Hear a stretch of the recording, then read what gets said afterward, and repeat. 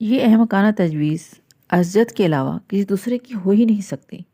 اسے احساس نہیں ہے کہ میں بھی پڑھ رہی ہوں، امامہ نے اپنی بھابھی سے کہا۔ نہیں، اسجد نہیں، اس کے گھر والوں نے ایسا کوئی مطالبہ نہیں کیا۔ بابا خود تمہاری شادی کرنا چاہ رہے ہیں، امامہ کی بھابھی نے ثانیہ سے جواب دیا۔ بابا نے کہا ہے؟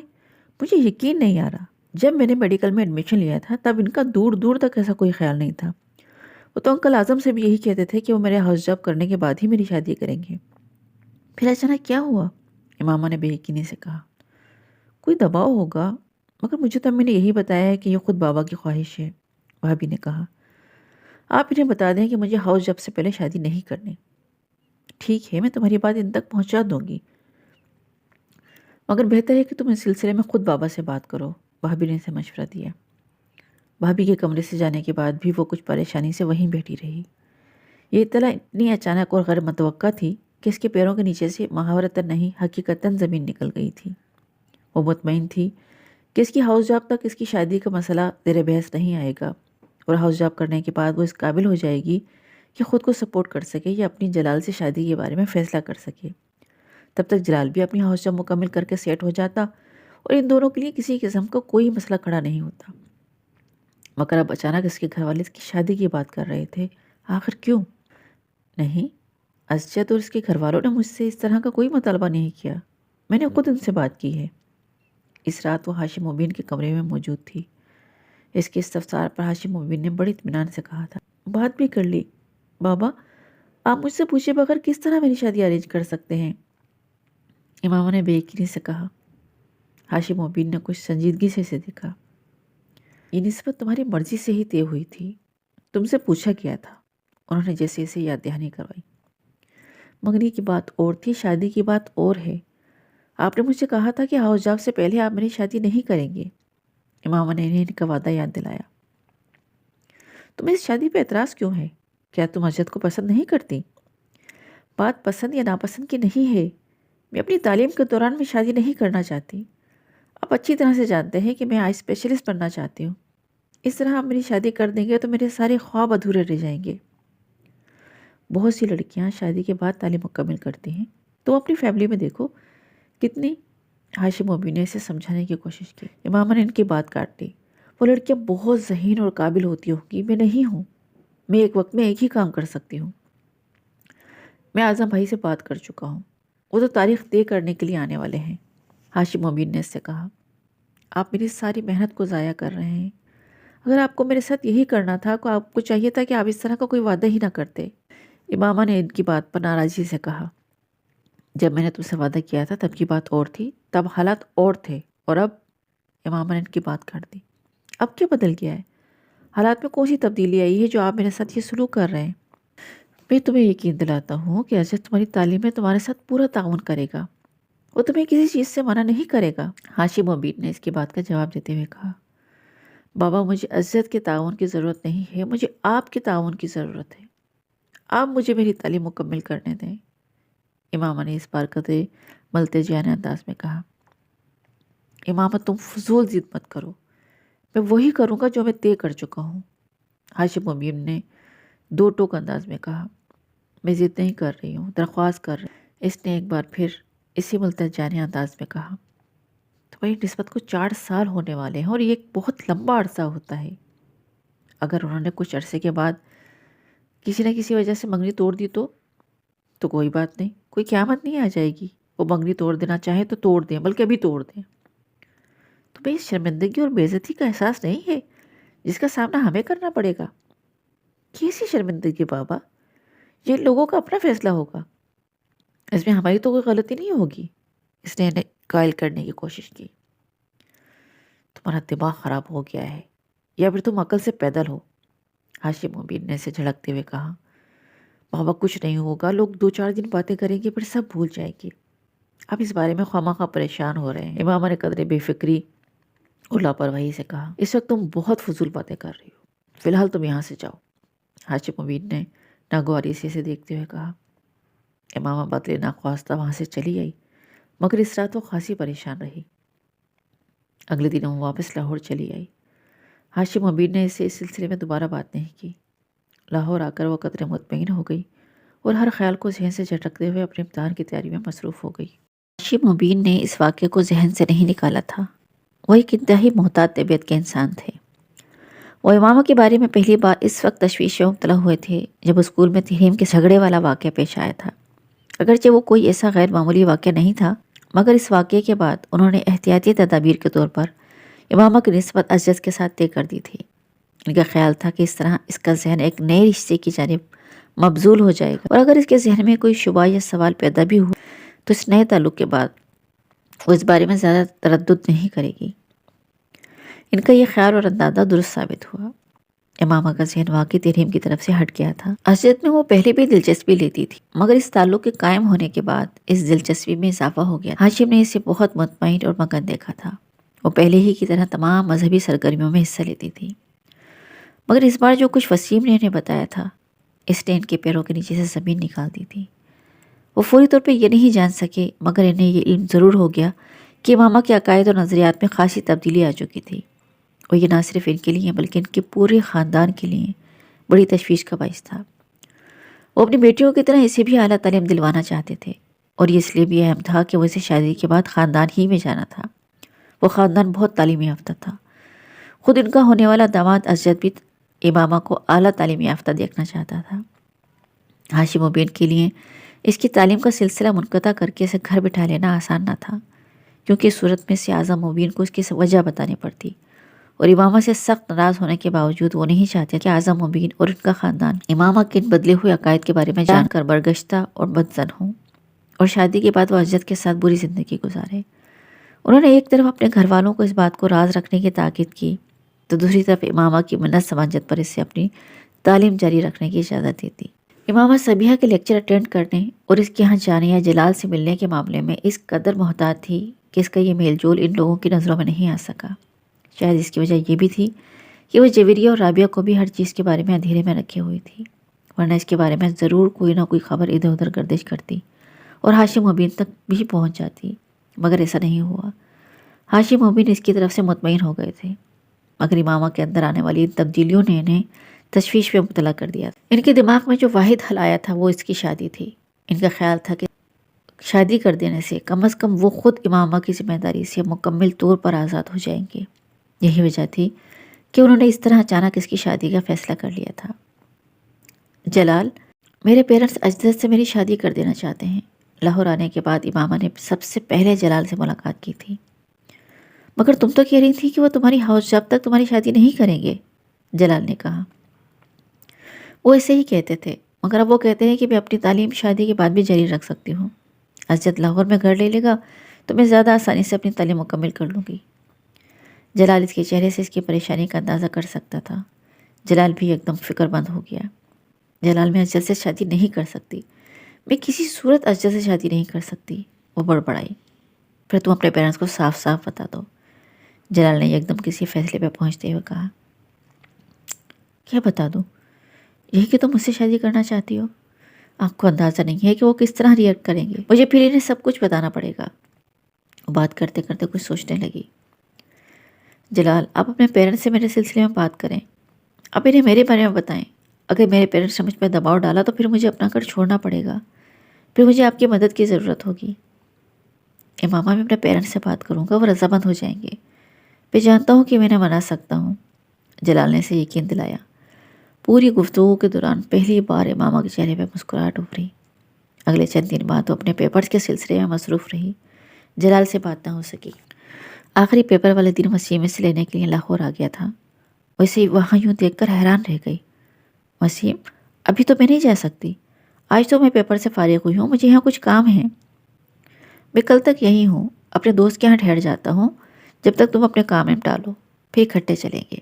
وسیم نے اس کی مدافعت کا آخری راستہ بھی بند کر دیا۔ میں چلتی ہوں تمہارے ساتھ، امامہ نے کچھ بے دلی سے فیصلہ کرتے ہوئے کہا۔ اسے اندازہ تھا کہ وسیم اسے ساتھ لے کر ہی جائے گا۔ تم اپنی چیزیں پیک کر لو، اب تم ساری چھٹیاں وہاں گزار کر ہی آنا، اسے واپس مڑتے دیکھ کر وسیم نے کہا۔ اسے سر ہلایا، مگر اس کی اپنی تمام چیزیں پیک کرنے یا اسلام آباد میں ساری چھٹیاں گزارنے کا کوئی ارادہ نہیں تھا۔ اس نے طے کیا تھا کہ وہ چند دن وہاں گزار کر کسی نہ کسی بہانے سے لاہور واپس آ جائے گی، اور یہی اس کی غلط فہمی تھی۔ رات کے کھانے پہ وہ سب گھر والوں کے ساتھ کھانا کھا رہی تھی اور سب خوش گپیوں میں مصروف تھے۔ پیپر کیسے ہوئے تمہارے؟ ہاشم امین نے کھانا کھاتے ہوئے اس سے پوچھا۔ بہت اچھے ہوئے، ہمیشہ کی طرح، چاول کا چمچ منہ میں ڈالتے ہوئے کہا۔ ویری گڈ، چلو کم از کم پیپرز کی ٹینشن تو ختم ہوئی، اب تم کل سے اپنی شاپنگ شروع کر دو۔ امامہ نے حیرانی سے انہیں دیکھا۔ شاپنگ؟ کیسی شاپنگ؟ فرنیچر کی اور جولرز کے بعد پہلے چلے جانا تم لوگ، باقی چیزیں تو آہستہ آہستہ ہوتی رہیں گی۔ ہاشم امین نے اس کے سوال کا جواب دینے کے بجائے اس پر اپنی بیوی سے کہا۔ بابا مگر کس لیے؟ امامہ نے ایک بار پھر پوچھا۔ تمہاری امی نے بتایا نہیں تمہیں کہ ہم نے تمہاری شادی کی تاریخ طے کر دی ہے؟ امامہ کے ہاتھ سے چمچ چھوٹ کے پلیٹ میں جا گرا۔ ایک لمحے میں اس کا رنگ فک ہو گیا تھا۔ میری شادی کی تاریخ؟ اس نے بے یقینی سے باری باری سلمہ اور ہاشم کو دیکھا جو اس کے تاثرات پہ حیران نظر آ رہے تھے۔ ہاں تمہاری شادی کی تاریخ، ہاشم امین نے کہا۔ یہ آپ کیسے کر سکتے ہیں؟ مجھ سے پوچھے بغیر، مجھے بتائے بغیر؟ ہونک چہرے کے ساتھ انہیں دیکھ رہی تھی۔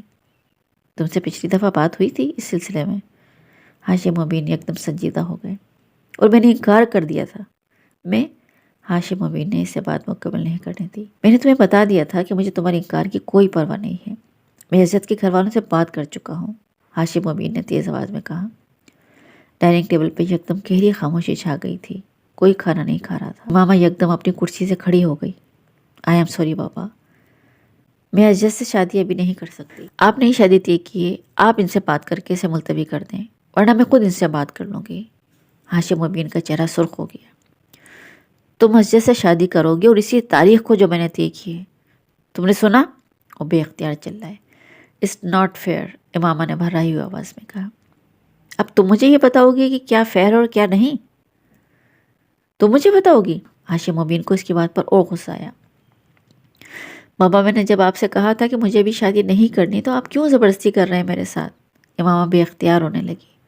کر رہا ہوں زبردستی اور پھر میں حق رکھتا ہوں، وہ چلائے۔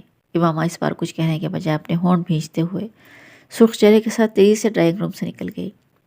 میں اس سے بات کرتی ہوں، آپ کھانا کھائیں، پلیز اتنا غصہ نہ کریں، وہ جذباتی یہ کوٹ کچھ نہیں، سلمہ نے ہاشم امین سے کہا اور خود اپنی کرسی سے اٹھ کھڑی ہوئی۔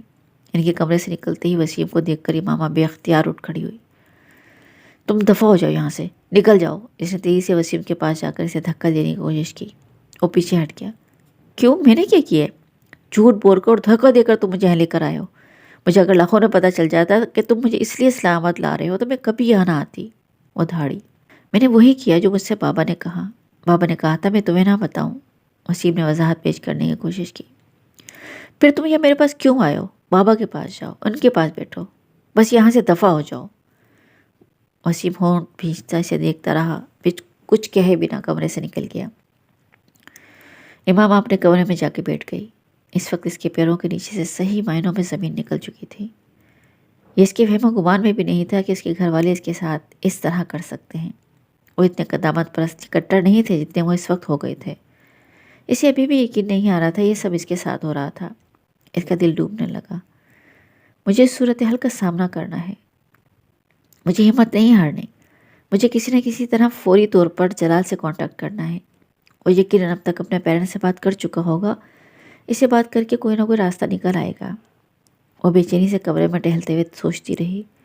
اس کے کمرے میں دوبارہ کوئی نہیں آیا۔ رات 12 بجے کے بعد وہ اپنے کمرے سے نکلی۔ وہ جانتی تھی اس وقت تک سب سونے کے لیے جا چکے ہوں گے۔ اس نے جلال کے گھر کا نمبر ڈائل کرنا شروع کر دیا۔ فون کسی نے نہیں اٹھایا۔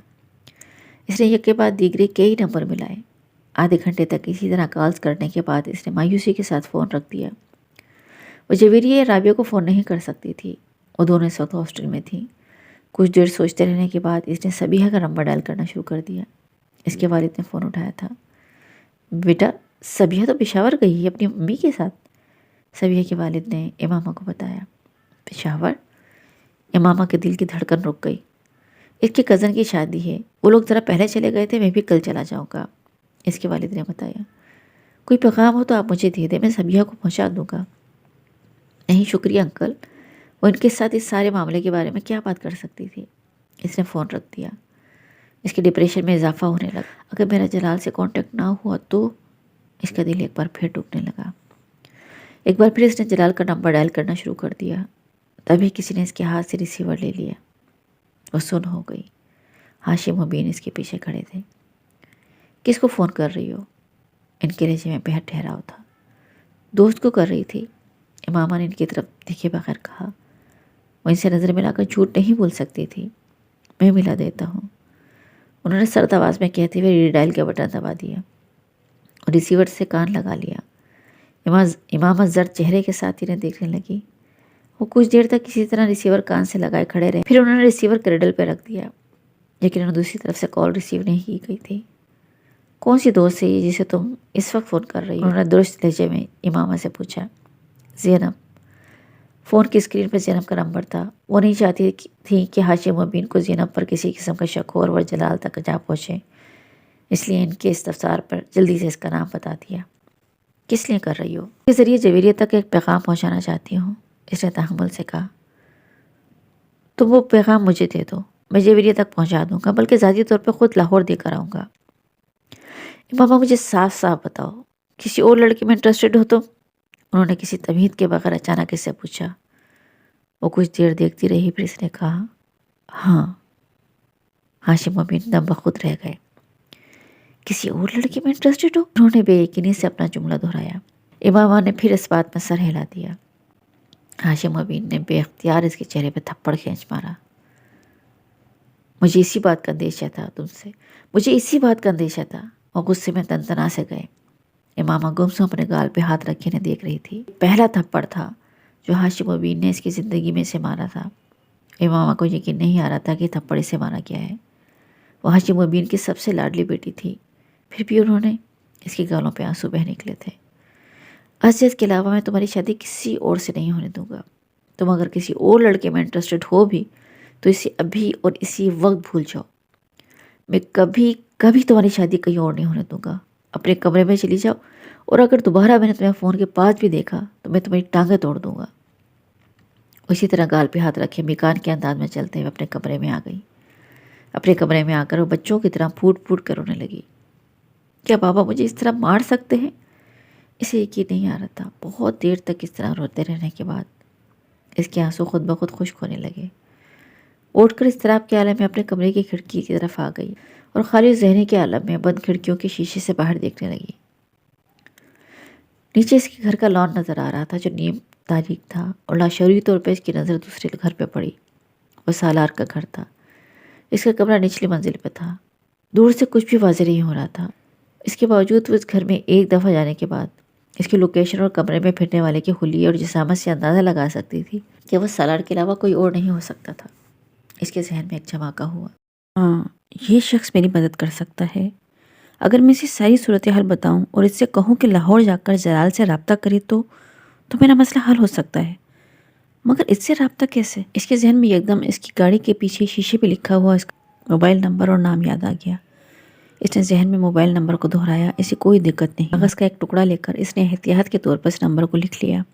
3 بجے کے قریب وہ آہستہ آہستہ ایک بار پھر لاؤنج میں آ گئی اور اس نے وہ نمبر ڈائل کرنا شروع کر دیا۔ سالار نے نیند میں اپنے موبائل کی بیپ سنی۔ جب لگاتار موبائل بجتا رہا تو اس نے آنکھیں کھول دی اور قدرے ناگواری کے عالم میں بیڈ سائڈ ٹیبل کو ٹٹولتے ہوئے موبائل اٹھایا۔ ہیلو، امامہ نے سالار کی آواز پہچان لی تھی۔ وہ فوری طور پر کچھ نہیں بول سکی۔ ہیلو، اس کی خوابیدہ آواز دوبارہ سنائی دی۔ سالار، اس نے اس کا نام لیا۔ بول رہا ہوں، اس نے اسی خوابیدہ آواز میں کہا۔ میں امامہ بول رہی ہوں۔ وہ کہنے والا تھا کون امامہ؟ میں کسی امامہ کو نہیں جانتا، مگر اس کے دماغ نے کرنٹ کی طرح سے سگنل دیا تھا اور اس نے بے اختیار آنکھیں کھول دیں اور نام کے ساتھ اس آواز کو بھی پہچان چکا تھا۔ میں وسیم کی بہن بول رہی ہوں۔ اس کی خاموشی پر امامہ نے اپنا تعارف کرایا۔ میں پہچان چکا ہوں۔ سالار نے ہاتھ بڑھا کر بیڈ سائڈ لیمپ کو آن کر دیا۔ اس کی نیند غائب ہو چکی تھی۔ ٹیبل پہ پڑی ہوئی اپنی رسٹ واچ اٹھا کر وقت دیکھا۔ گھڑی 3:10 بجا رہی تھی۔ اس نے قدرے بے یقینی سے ہونٹ سکیڑتے ہوئے گھڑی کو دوبارہ ٹیبل پہ رکھ دیا۔ دوسری طرف اب خاموشی تھی۔ ہیلو، سالار نے اسے مخاطب کیا۔ سالار، مجھے تمہاری مدد کی ضرورت ہے۔ سالار کے ماتھے پہ کچھ بال آئے۔ میں نے ایک بار تمہاری زندگی بچائی تھی، اب میں چاہتی ہوں کہ تم میری زندگی بچاؤ۔ وہ کچھ نہ سمجھنے والے انداز میں اس کی بات سنتا رہا۔ میں لاہور میں کسی سے رابطہ کرنا چاہتی ہوں مگر کر نہیں پا رہی۔ کیوں؟ وہاں سے کوئی فون نہیں اٹھا رہا۔ تم رات کی اس وقت؟ امامہ نے اس کی بات کاٹ دی۔ پلیز اس وقت صرف میری بات سنو۔ میں دن کے وقت فون نہیں کر سکتی اور شاید کل رات کو بھی نہ کر سکوں۔ میرے گھر والے مجھے فون نہیں کرنے دیں گے۔ میں چاہتی ہوں کہ تم ایک ایڈریس اور فون نمبر نوٹ کر لو اور اس پر ایک آدمی سے کانٹیکٹ کرو۔ اس کا نام جلال انصر ہے۔ تم اسے صرف یہ پوچھ کے بتا دو کہ کیا اس نے اپنے پیرنٹس سے بات کی ہے، اور اگر کی ہے تو ان کا کیا رسپانس ہے۔ اسے یہ بھی بتا دو کہ میرے پیرنٹس نے یہاں میری شادی طے کر دی ہے۔ وہ اب مجھے شادی کے بغیر لاہور آنے نہیں دیں گے۔ جلال کو اچانک اس سارے معاملے سے دلچسپی پیدا ہونے لگی۔ کمبل کو اپنے گھٹنوں سے اوپر تک کھینچتے ہوئے وہ امامہ کی بات سنتا رہا۔ وہ ایک ایڈریس اور فون نمبر دہرا رہی تھی۔ سالار نے اس نمبر اور ایڈریس کو نوٹ نہیں کیا۔ اس کی ضرورت ہی نہیں تھی۔ اس نے پوچھا، اور اگر میرے فون کرنے پہ بھی کسی نے فون نہیں اٹھایا تو؟ جب وہ خاموش ہو گئی تو اس نے پوچھا۔ دوسری طرف لمبی خاموشی رہی۔ پھر ماما نے کہا، تم لاہور جا کر اس آدمی سے مل سکتے ہو پلیز؟ یہ میرے لیے بہت ضروری ہے۔ اس بار امامہ کی بات ملتجیانہ ہو گئی۔ اور اگر اس نے پوچھا تو میں کون ہوں تو؟ تم جو چاہو اسے بتا دینا، مجھے اس سے دلچسپی نہیں ہے۔ میں صرف اس مصیبت سے چھٹکارا چاہتی ہوں۔ کیا یہ بہتر نہیں کہ تم اس آدمی سے خود بات کرو؟ سالار نے کچھ سوچتے ہوئے کہا۔ میں تمہیں بتا چکی ہوں کہ شاید مجھے دوبارہ فون کرنے کا موقع نہ ملے، اور فی الحال تو وہ آدمی فون ریسیو نہیں کر رہا۔ سالار نے اس کی بات کے جواب میں کچھ نہیں کہا، اور اس نے مایوسی کے عالم میں مزید کچھ کہے بغیر فون رکھ دیا۔ سالار موبائل بند کرنے کے بعد کچھ دیر اسے ہاتھ میں لے کر بیٹھا رہا۔ جلال انصر، امامہ ہاشم، رابطہ، پیرنٹس سے بات، زبردستی کی شادی۔ اس نے وہاں بیٹھے بیٹھے ایک جگسا پزل کے ٹکڑوں کو جوڑنا شروع کر دیا۔ اس نے امامہ سے جلال کے بارے میں پوچھا نہیں تھا، مگر وہ اندازہ کر سکتا تھا کہ اس سے امامہ کا تعلق کس طرح کا ہو سکتا ہے۔ وہ اپنی داہنی ٹانگ ہلاتے ہوئے ان دونوں کے بارے میں سوچتا رہا۔ اسی ہی صورتحال خاصی دلچسپ محسوس ہو رہی تھی کہ امامہ جیسی لڑکی اس طرح کے کسی افیئر میں انوالو ہو سکتی تھی۔ وہ اپنے لیے اس کی ناپسندیدگی سے بھی واقف تھا۔ اسے یہ بات بھی حیران کر رہی تھی کہ اس کے باوجود وہ اس سے مدد مانگ رہی تھی۔ یہ کیا کر رہی ہیں خاتون؟ مجھے استعمال کرنے کی کوشش یا پھنسانے کی کوشش؟ اسے دلچسپی سے سوچا۔ کمبل اپنے سینے تک کھینچتے ہوئے آنکھیں بند کر لی، مگر نیند اس کی آنکھوں سے مکمل طور پر دور تھی۔ وہ پچھلے کئی سالوں سے وسیم اور اس کے سارے گھر والوں کو جانتا تھا۔ وہ امامہ کو بھی سرسری طور پر دیکھ چکا تھا، مگر ان ملاقاتوں میں اس نے امامہ پر کبھی غور نہیں کیا تھا۔ وہ اس کے بارے میں زیادہ اور کچھ نہیں جانتا تھا۔ اس کے اپنے گھر والوں کے برعکس وسیم کا گھرانہ خاصا روایت پرست تھا، اور وہ کبھی بھی اس کی طرح کھلے عام ان کے گھر نہیں جا سکتا تھا جس طرح وہ اپنے دوسرے دوستوں کے گھروں میں جایا کرتا تھا۔ مگر اس نے اس بات پر بھی کبھی غور و خوض نہیں کیا تھا۔ اس کا خیال تھا کہ ہر خاندان کا اپنا ماحول اور روایت ہوتی ہے، اسی طرح وسیم کے خاندان کی بھی اپنی روایت تھی، اس لیے ماما کے موڈ اور ٹیمپرامنٹ کا تھوڑا اندازہ تھا۔ مگر اس طرح اچانک امامہ کی کال وصول کر کے وہ اس حیرت کے جھٹکے سے سنبھل نہیں پا رہا تھا جو اسے لگا تھا۔ جب وہ کافی دیر تک سونے میں کامیاب نہیں ہوا تو وہ کچھ جھنجھلا گیا۔ To hell with Imama and all the rest, باہر میں جائے امامہ اور یہ سارا قصہ، وہ بڑبڑایا، اور کروٹ لے کر اس نے تکیہ اپنے چہرے کے اوپر رکھ دیا۔ امامہ اپنے کمرے میں آ کر بھی اسی طرح بیٹھی رہی۔ اسے اپنے پیٹ میں گرہیں پڑتی ہوئی محسوس ہو رہی تھی۔ صرف چند گھنٹوں میں سب کچھ بدل گیا تھا۔ وہ پوری رات سو نہیں سکی۔ صبح وہ ناشتے کے لیے باہر آئی۔ اس کی بھوک یکدم جیسے غائب ہو گئی تھی۔ 10 ساڑھے 10 بجے کے قریب اس نے پورچ میں کچھ گاڑیوں کے سٹارٹ ہونے اور جانے کی آوازیں سنی۔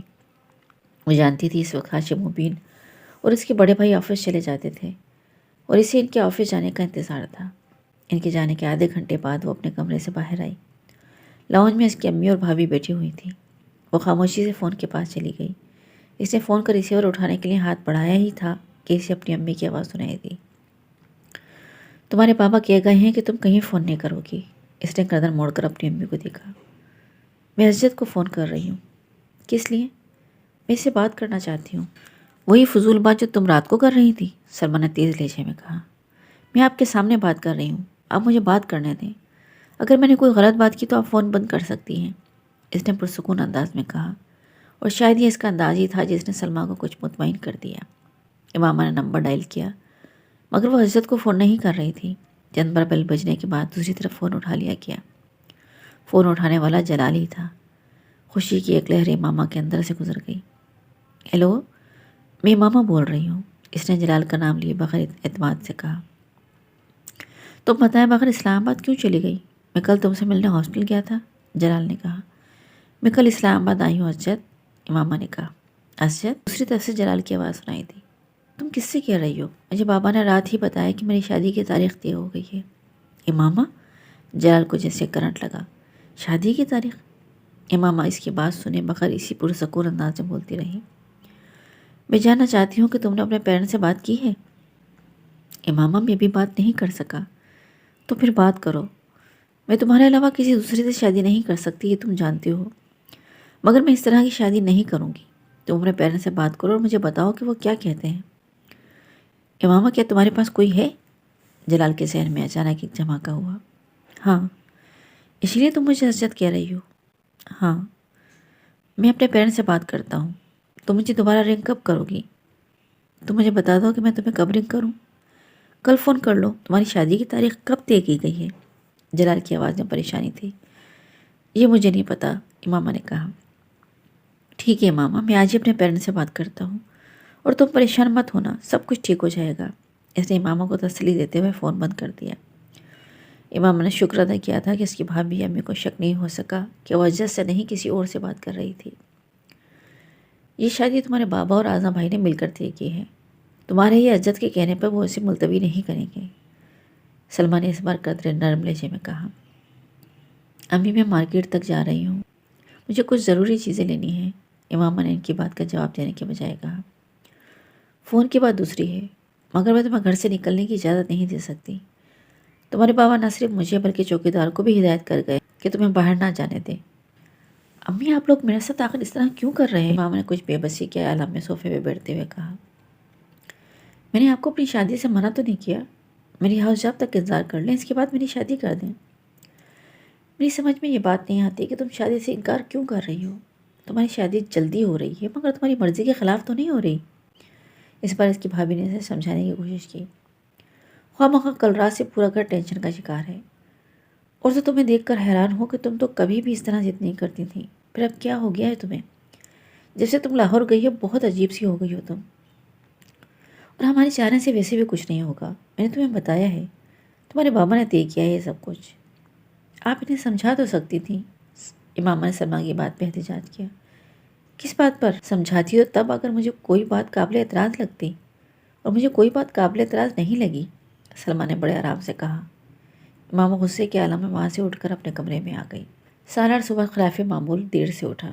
گھڑی دیکھتے ہوئے اس نے کالج نہ جانے کا فیصلہ کیا۔ سکندر اور طیبہ کراچی گئے ہوئے تھے اور وہ گھر پر اکیلا ہی تھا۔ ملازم جس وقت ناشتہ لے کر آیا اور ٹی وی آن کیے بیٹھا تھا۔ ذرا ناصرہ کو اندر بھیجنا، اسے ملازم کو دیکھ کر کچھ یاد آیا۔ اس کے جانے کے چند منٹ بعد ناصرہ اندر داخل ہوئی۔ صاحب جی آپ نے بلایا ہے؟ ادھیڑ عمر ملازمہ نے اندر داخل ہوتے ہوئے کہا۔ ہاں میں نے بلایا ہے، تم سے ایک کام کروانا ہے، سالار نے ٹی وی کا چینل بدلتے ہوئے کہا۔ ناصرہ تمہاری بیٹی وسیم کے گھر کام کرتی ہے نا؟ سالار اب ریموٹ رکھ کر اس کی طرف متوجہ ہوا۔ ہاشم صاحب کے گھر؟ ناصرہ نے کہا۔ ہاں انہی کے گھر۔ ہاں جی کرتی ہے؟ وہ کچھ حیران ہو کر اس کا منہ دیکھنے لگی۔ کس وقت جاتی ہے وہ ان کے گھر؟ اس وقت ان کے گھر پر ہی ہے۔ کیا ہوا ہے سالار صاحب؟ ناصرہ اب کچھ پریشان نظر آنے لگی۔ کچھ نہیں، میں صرف یہ چاہتا ہوں کہ تم اس کے پاس جاؤ، یہ موبائل اسے دے دو اور اس سے کہو کہ یہ ماما کو دے دے۔ سالار نے بڑے لاپرواہ انداز میں اپنا موبائل اٹھا کے اس کی طرف بڑھایا۔ ناصرہ ہکا بکا رہ گئی۔ میں آپ کی بات نہیں سمجھی۔ یہ موبائل اپنی بیٹی کو دو اور اس سے کہو کسی کو بتائے بغیر یہ ماما تک پہنچا دے۔ مگر کیوں؟ یہ جاننا تمہارے لیے ضروری نہیں ہے، جو تمہیں کہا ہے وہی کرو، سالار نے ناگواری کے عالم میں سے جھڑکا۔ لیکن اگر وہاں کسی کو پتہ چل گیا تو؟ ناصرہ کی بات کو اس نے درستی سے کاٹ دیا۔ کسی کو تب پتہ چلے گا جب تم اپنا منہ کھولو گی، اور تم اپنا منہ کھولو گی تو صرف تمہیں اور تمہاری بیٹی کو نقصان ہوگا اور کسی کو نہیں۔ لیکن اگر تم اپنا منہ بند رکھو گی تو نہ صرف کسی کو پتہ نہیں چلے گا بلکہ تمہیں بھی خاصا فائدہ ہوگا۔ ناصرہ نے اس بار کچھ کہے بغیر خاموشی سے وہ موبائل پکڑ لیا۔ میں پھر کہہ رہا ہوں، کسی کو اس موبائل کے بارے میں پتہ نہیں چلنا چاہیے۔ وہ اپنا والیٹ نکال رہا تھا۔ ناصرہ سر ہلاتے ہوئے جانے لگی۔ ایک منٹ ٹھہرو، سالار نے اسے روکا۔ وہ اپنے والیٹ سے کچھ کرنسی نوٹ نکال رہا تھا۔ یہ لے لو، اس نے ناصرہ کی طرف بڑھا دی۔ ناصرہ نے ایک ہلکی سی مسکراہٹ کے ساتھ وہ نوٹ پکڑ لی۔ وہ جن گھروں میں کام کرتی تھی وہاں کے بچوں کے ایسے بہت سے رازوں سے واقف تھی۔ اسے بھی پیسہ کمانے کا موقع مل گیا تھا۔ اس نے فوری اندازہ یہی لگایا تھا کہ ماما اور سالار کا چکر چل رہا تھا اور یہ موبائل وہ تحفہ تھا جو اسے ماما کو دینا تھا۔ مگر اسے حیرانی اس بات پہ ہو رہی تھی کہ اس سب کا اسے پہلے کیوں نہیں پتہ چلا، اور پھر یہ ماما، اس کی تو شادی ہو رہی تھی، پھر وہ کیوں اس طرح کی حرکتیں کر رہی تھی؟ اور دیکھو ذرا مجھے امامہ بیوی کو کتنا سیدھا سمجھتی رہی۔ ناصرہ کو اپنی بے خبری پہ افسوس ہو رہا تھا۔ ابو، میں آپ سے ایک بات کرنا چاہتا ہوں۔ جلال رات کو اپنے والد کے کمرے میں چلا آیا۔ اس کے والد اس وقت اپنی ایک فائل دیکھ رہے مصروف تھے۔ ہاں آؤ، کیا بات ہے؟ انہوں نے جلال کو دیکھتے ہوئے کہا۔ وہ ان کے پاس ایک کرسی پہ بیٹھ گیا۔ کچھ دیر وہ اسی طرح خاموش بیٹھا رہا۔ اس کے والد نے غور سے اس کا چہرہ دیکھا۔ انہیں اندازہ ہو گیا تھا کہ وہ کچھ پریشان ہے۔ کیا بات ہے جلال؟ انہیں یکدم تشویش ہونے لگی۔ ابو، میں شادی کرنا چاہتا ہوں، جلال نے کسی تمہید کے بغیر کہا۔ کیا؟ انصر جاوید کو ان کے منہ سے اس جملے کی توقع نہیں تھی۔ تم کیا کرنا چاہتے ہو؟ میں شادی کرنا چاہتا ہوں۔ یہ فیصلہ تم نے یکدم کیسے کر لیا؟ کل تک تم باہر جانے کی تیاریوں میں مصروف تھے اور آج تم شادی کا ذکر لے بیٹھے ہو۔ انصر جاوید مسکرائے۔ بس معاملہ ہی کچھ ایسا ہو گیا ہے اور مجھے آپ سے بات کرنی پڑ رہی ہے۔ انصر جاوید سنجیدہ ہو گئے۔ آپ نے زینب کی دوست امامہ کو دیکھا ہے؟ اس نے چند لمحوں کے توقف کے بعد کہا۔ ہاں، تم اس میں انٹرسٹڈ ہو؟ انصر جاوید نے فوراً اندازہ لگایا۔ جلال نے اس بات میں سر ہلا دیا۔ مگر وہ لوگ تو بہت امیر ہیں، اس کا باپ بڑا صنعت کار ہے اور وہ مسلمان بھی نہیں ہے۔ انصر جاوید کا لہجہ بدل چکا۔ ابو، وہ اسلام قبول کر چکی ہے، اس کی فیملی قادیانی ہے، جلال نے وضاحت کی۔ اس کے گھر والوں کو پتہ ہے؟ نہیں۔ تمہارا خیال ہے وہ پرپوزل قبول کر لیں گے؟ جلال انصر نے چپتے ہوئے لہجے میں کہا۔ ابو، اس کی فیملی کی اجازت کی ضرورت نہیں ہے، ان لوگوں کی اجازت کے بغیر ہی ہم شادی کرنا چاہتے ہیں۔ تمہارا دماغ ٹھیک ہے؟ اس بار جلال انصر نے بلند آواز میں کہا۔ میں تمہیں کسی حالت میں اس کی اجازت نہیں دے سکتا۔ جلال کا چہرہ اتر گیا۔ ابو، میری اس کے ساتھ کمٹمنٹ ہے، اس نے مدھم آواز میں کہا۔ مجھ سے پوچھ کر کمٹمنٹ نہیں کی تھی تم نے، اور اس عمر میں بہت ساری کمٹمنٹس ہوتی ہیں، اس کا یہ مطلب نہیں ہوتا کہ بندہ اپنی زندگی خراب کر لے۔ مجھے اس کے خاندان کے اثر رسوخ کا پتہ ہے، انہیں اپنے پیچھے لگا کر ہم سب برباد ہو جائیں گے۔ ابو، میں خفیہ طور پر شادی کر لیتا ہوں، کسی کو بتائیں گے نہیں تو کچھ بھی نہیں ہوگا، اور اگر پتہ چل گیا تو میں ویسے بھی تمہاری تعلیم کے مکمل ہونے تک تمہاری شادی کرنا نہیں چاہتا، ابھی تمہیں بہت کچھ کرنا ہے۔ ابو پلیز، میں اس کے علاوہ کسی اور سے شادی نہیں کر سکتا، جلال نے مدھم آواز میں اپنی بات پہ زور دیتے ہوئے کہا۔ اچھا، ایسا ہے تو تم مجھ سے کہو، وہ اپنے والدین سے اس سلسلے میں بات کرے، اگر اس کے والدین مان جاتے ہیں تو میں تم دونوں کی شادی کر دوں گا، انہوں نے تیز مگر حتمی لہجے میں کہا۔ مگر میں تمہاری شادی کسی ایسی لڑکی سے قطعی نہیں کروں گا جو اپنے گھر والوں کی مرضی کے خلاف تم سے شادی کرنا چاہتی ہو۔ ابو، آپ اس کا مسئلہ سمجھیں، وہ بری لڑکی نہیں ہے، وہ بہت اچھی لڑکی ہے، بس وہ کسی مسلمان سے شادی کرنا چاہتی ہے جس پر اس کے گھر والے راضی نہیں ہوں گے۔ جلال نے دانستہ طور پر اسجد اور اس کی مانگنی کا ذکر گول کر دیا۔ مجھے کسی دوسرے کے مسائل سے کوئی دلچسپی نہیں ہے، اور تمہیں بھی نہیں ہونی چاہیے۔ یہ امامہ کا مسئلہ ہے، وہ جانے، تم اپنے کام سے کام رکھو، اپنے مستقبل کے بارے میں سوچو، انصر جاوید نے دو ٹوک انداز میں کہا۔ ابو پلیز میری بات سمجھیں، اس کو مدد کی ضرورت ہے، بہت سے لوگوں کو مدد کی ضرورت ہوتی ہے، تم کس کی مدد؟ اور ویسے بھی ہمارے اور اس کے اسٹیٹس میں اتنا فرق ہے کہ ان سے کوئی دشمنی یا مخالفت مول لینا ہمارے بس کی بات نہیں ہے، سمجھے تم؟ میں غیر مسلم لڑکی سے شادی کر کے اپنے خاندان والوں کا سامنا کیسے کروں گا؟ ابو، وہ مسلمان ہو چکی ہے، میں نے آپ کو بتایا ہے، جلال نے جھنجھلا کر کہا۔ 4 ملاقاتوں میں اب تم سے اتنی متاثر ہو گئی کہ اس نے اسلام قبول کر لیا۔ ابو، اس نے مجھے ملنے سے پہلے اسلام قبول کر لیا تھا۔ تم نے اسلام قبول کرتے دیکھا تھا اسے؟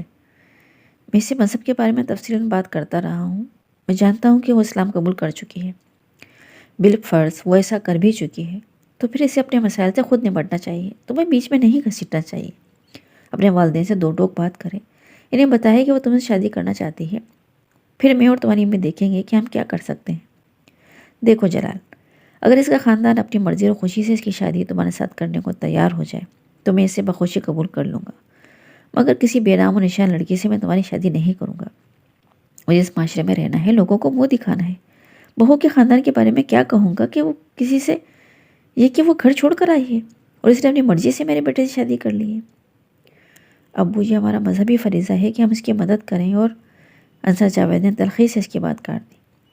مذہب کو پیچھے مت لے کر آؤ، ہر چیز میں مذہب کی شرکت ضروری نہیں ہوتی، صرف تم ہی مذہبی فریضہ ادا کرنے والے رہ گئے ہو، باقی سارے مسلمان مر گئے۔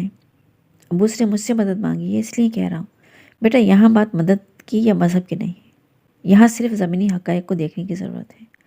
بہت اچھی بات ہے کہ تم میں مدد کا جذبہ ہے اور تمہیں اپنے مذہبی فرائض کا احساس ہے، مگر انسان پہ کچھ حق اس کے والدین کا بھی ہوتا ہے، اور یہ حق بھی مذہب نے ہی دیا ہے، اور اس حق کے تحت میں چاہتا ہوں کہ تم اس کی خاندان کی مرضی کے بغیر اسے شادی نہ کرو۔ فرض کرو تم اسے شادی کر بھی لیتے ہو تو کیا ہوگا؟ تم تو چند ماہ میں امریکہ ہوگے اور وہ یہاں بیٹھی ہوگی۔ میرے پاس اتنا پیسہ نہیں ہے کہ میں تم چاروں کی تعلیم پر بھی خرچ کروں اور اس کی تعلیم پر بھی، اور تم اچھی طرح جانتے ہو کہ تم پر میرا کتنا پیسہ خرچ ہو رہا ہے۔ ڈاکٹر تو نہیں بنے گی، یہاں گھر میں کتنے سال تم اسے بٹھا سکتے ہو؟ اور اس کے خاندان نے تم پر یا ہم پر کوئی کیس کر دیا تو اس صورت میں تم بھی پابند ہو کے رہ جاؤ گے، اور میں بھی۔ اور تم کو اپنی بہن کا احساس ہونا چاہیے۔ تم یہ چاہتے ہو کہ اس عمر میں جیل چلا جاؤں، اور شاید تم بھی۔ جلال کچھ بول نہ سکا۔ ان چیزوں کے بارے میں اتنا جذباتی ہو کر نہیں سوچنا چاہیے۔ میں نے تمہیں راستہ بتا دیا ہے، اس سے کہو اپنے والدین سے بات کر کے انہیں رضامند کریں۔ ہو سکتا ہے وہ رضامند ہو جائیں، پھر مجھے کیا اعتراض ہوگا تم دونوں کی شادی پر؟ لیکن اگر وہ یہ نہیں کریں پھر اس سے کہو وہ کسی اور سے شادی کر لیں، اور تم ٹھنڈے دل سے سوچو، تمہیں خود پتہ چل جائے گا کہ تمہارا فیصلہ کتنا نقصان دہ ہے۔ انصر جاوید نے آخری کیل ٹھوکی۔ باجی میں آپ کا کمرہ صاف کر دوں؟ ملازمہ نے دروازے پر دستک دیتے ہوئے امامہ سے پوچھا۔ نہیں، تم جاؤ، امامہ نے ہاتھ کے اشارے سے اسے جانے کے لیے کہا۔ ملازمہ باہر جانے کے بجائے دروازہ بند کر کے اس کے پاس آ گئی۔ میں نے جب تم سے کہا ہے نا کہ تم… امامہ نے کچھ کہنے کی کوشش کی، مگر پھر اس کی بات حلق ہی میں رہ گئی۔ ملازمہ نے اپنی چادر کے اندر سے ایک موبائل نکالا تھا۔ امامہ حیرت سے اسے دیکھنے لگی۔ باجی میری ماں نے دیا ہے، وہ کہہ رہی تھی کہ ساتھ والے سالار صاحب نے آپ کے لیے دیا ہے۔ اس نے امامہ کی طرف عجلت کے عالم میں وہ موبائل بڑھایا۔ امامہ تیزی سے موبائل کو جھپٹ لیا، اس کا دل تیزی سے دھڑک رہا تھا۔ دیکھو تم کسی کو مت بتانا کہ تم نے مجھے موبائل لا کر دیا ہے، امامہ نے اسے تاکید کی۔ نہیں باجی، اب بے فکر رہیں، میں کسی کو نہیں بتاؤں گی۔ اگر آپ کو بھی کوئی چیز سالار صاحب کے لیے دینی ہو تو مجھے دے دیں۔ نہیں، مجھے کچھ نہیں دینا، تم جاؤ، اس نے اپنے حواس پہ قابو پاتے ہوئے کہا۔ ملازمہ کے کمرے سے نکلتے ہی اس نے کمرے کو لاک کر لیا۔ کانپتے ہاتھوں اور دل کی بے قابو ہوتی ہوئی دھڑکنوں کے ساتھ اس نے دراز سے موبائل نکالا اور اس پر جلال کا نمبر ڈائل کرنا شروع کر دیا۔ وہ اسے تفصیل سے بتانا چاہتی تھی۔ فون جلال کی امی نے اٹھایا۔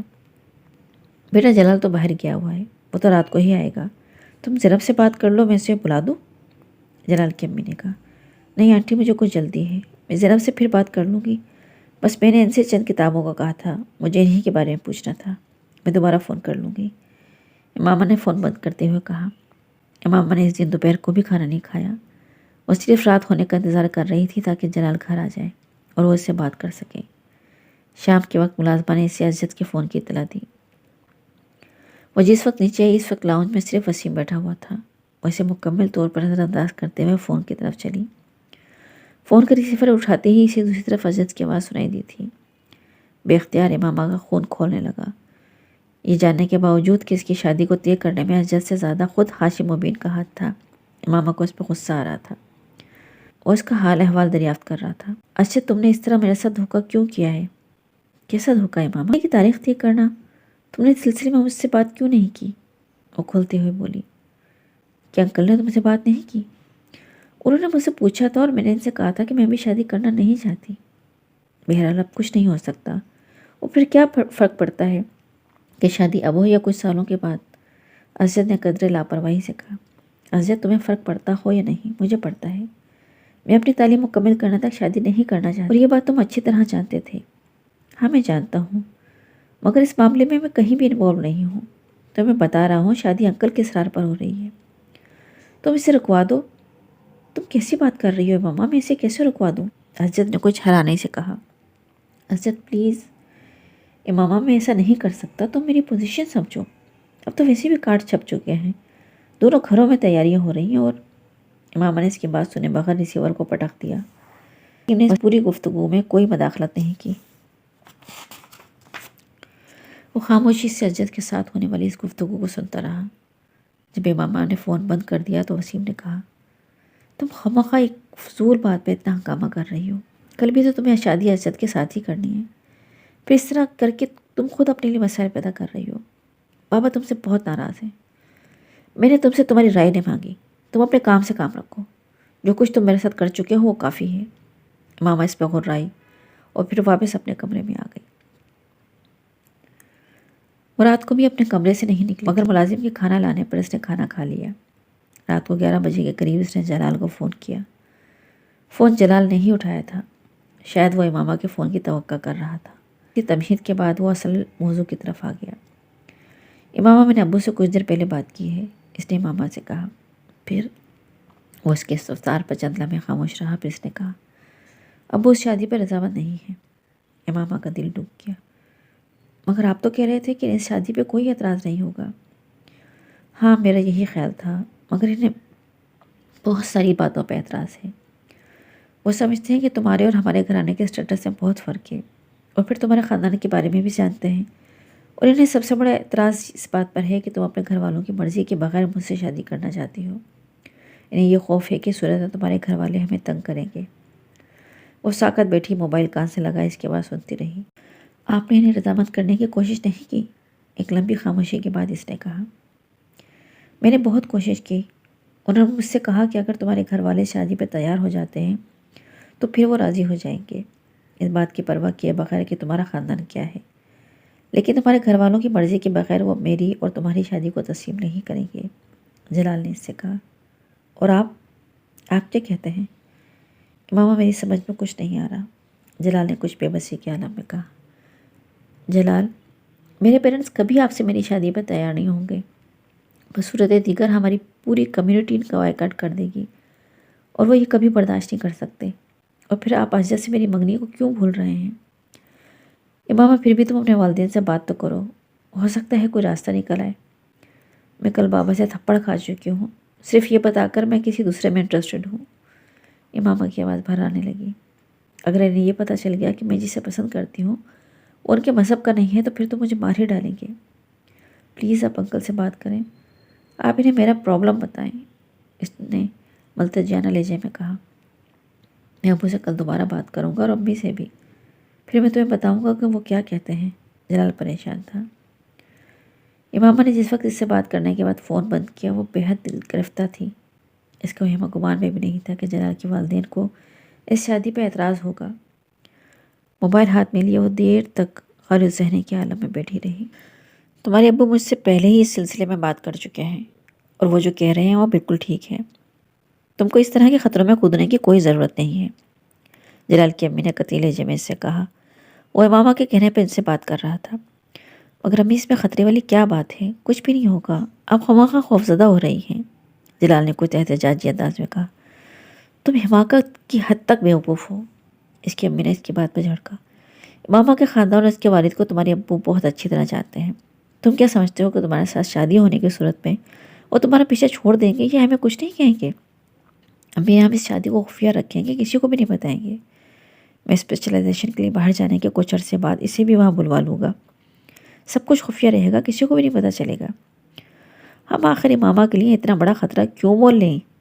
اور ویسے بھی تمہیں یہ پتہ ہونا چاہیے کہ ہمارے یہاں اپنی فیملی میں ہی شادی ہوتی ہے، ہمیں امامہ یا کسی اور کی ضرورت نہیں ہے، امی نے موضوع بدلتے ہوئے کہا۔ مجھے اگر یہ اندازہ ہوتا کہ تم اس طرح اس لڑکی میں دلچسپی لینا شروع کر دو گے تو میں اس سے پہلے ہی تمہاری کہیں نسبت طے کر دیتی، اس کی امی نے قدرے ناراضی سے کہا۔ امی، میں امامہ کو پسند کرتا ہوں، اس سے کوئی فرق نہیں پڑتا کہ تم اسے پسند کرتے ہو یا نہیں، اہم بات یہ ہے کہ اس کے بارے میں اور تمہارے ابو کیا سوچتے ہیں۔ ہم دونوں کو نہ تو وہ پسند ہے نہ ہی اس کا خاندان، امی نے دو ٹوک انداز میں کہا۔ امی، وہ بہت اچھی لڑکی ہے، آپ اسے اچھی طرح جانتی ہیں، وہ یہاں آتی رہتی ہے، تب تو آپ سے یہ بہت تعریف کرتی تھی، جلال نے یاد دلایا۔ تعریف کرنے کا یہ مطلب تو نہیں ہے کہ میں اسے اپنی بہو بنا لوں، وہ خفگی سے بولی۔ امی، کم از کم آپ تو مجھے ایسی باتیں نہ کریں، تھوڑا ہمدردی سے سوچیں، اس پر جلال نے لجاجت اس انداز میں کہا۔ جلال، تمہیں احساس ہونا چاہیے تمہاری ضد اور فیصلے سے ہمارے پورے خاندان پر کس طرح کے اثرات مرتب ہوں گے۔ ہمارا بھی خواب ہے ہم تمہاری شادی کسی اونچے اور اچھے خاندان میں کریں۔ تمہارے ابو اگر تمہیں اس شادی کی اجازت دے بھی دیں تو میں تو کبھی نہیں دوں گی، نہ ہی میں امامہ کو اپنی بہو کے طور پہ قبول کروں گی۔ امی آپ اس صورتحال کو سمجھیں، وہ کتنا بڑا قدم اٹھا رہی ہے، اس وقت اسے مدد کی ضرورت ہے۔ اگر وہ اتنا بڑا قدم اٹھا رہی ہے تو اسے کم از کم دوسروں کے لیے کوئی پریشانی کھڑی نہیں کرنی چاہیے۔ میں اسے برا نہیں کہہ رہی، وہ بہت اچھا فیصلہ کر رہی ہے، مگر ہم لوگوں کی اپنی کچھ مجبوریاں ہیں۔ تم کچھ عقل سے کام لو، تمہیں اسپیشلائزیشن کے لیے باہر جانا ہے، اپنا ہاسپٹل بنانا ہے، اس کی امی نے قطرے نرم لہجے میں کہا۔ بیٹا، اچھے خاندان میں شادی ہو تو انسان کو آگے بڑھنے کے لیے بہت سے مواقع ملتے ہیں، اور تمہارے لیے پہلے ہی بہت سے خاندان کی طرف سے پیغام آ رہے ہیں۔ جب اسپیشلائزیشن کر لو گے تو کتنے اونچے خاندان میں تمہاری شادی ہو سکتی ہے، تمہیں اس کا اندازہ بھی نہیں ہے۔ خود سوچو، صرف امامہ سے شادی کر کے تمہیں کیا ملے گا؟ خاندان اس کا بائیکاٹ کر چکا ہوگا، معاشرے میں جو بدنامی ہوگی وہ الگ، اور تم سے شادی ہو بھی جائے تو کل کو تمہارے بچے تمہارے اور امامہ کے بارے میں کیا سوچیں گے؟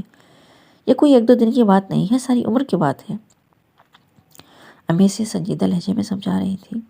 جلال کسی اعتراض یا احتجاج کے بغیر خاموشی سے ان کی باتیں سن رہا تھا۔ اس کے چہرے سے کچھ اندازہ نہیں ہو رہا تھا کہ وہ قائل ہوا ہے یا نہیں۔